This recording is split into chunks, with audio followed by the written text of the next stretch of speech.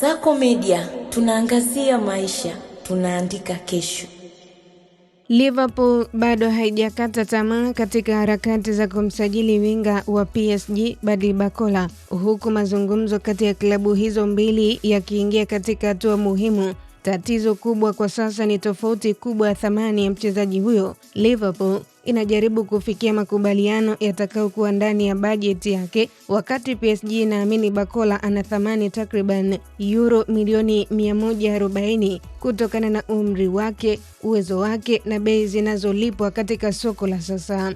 Kwa upande wa Liverpool, klabu hiyo haitaki kuvunja rekodi yake ya matumizi ya kumnunua Barcola kwa bei ambayo inaona kuwa kubwa kupita kiasi. Ripoti mbalimbali zimeeleza kuwa Liverpool imekuwa ikijaribu kusukuma bei hiyo ya chini, huku baadhi ya taarifa zikisema kuwa klabu hiyo inaweza kufikia takribani euro milioni 120. Hii ndio sababu mazungumzo yamekuwa magumu, kwani PSG haina presha kubwa ya kifedha ya kumuuza mchezaji huyo na bado ina mkataba naye hadi Juni 2028. Hata hivyo, upande wa Barcola unaweza kuwa na nafasi muhimu katika mazungumzo hayo. Taarifa kutoka vyombo mbalimbali vya habari zinaeleza kuwa mshambuliaji huyo mwenye umri wa miaka 23 ameamua kutokubali kuongeza mkataba wake na PSG licha ya klabu hiyo kumpa ofa mpya. Sababu kubwa inaelezwa kuwa ni hali yake ya kupata nafasi kwenye kikosi, hasa baada ya mara kadhaa kuwa chaguo la pili katika kikosi cha PSG.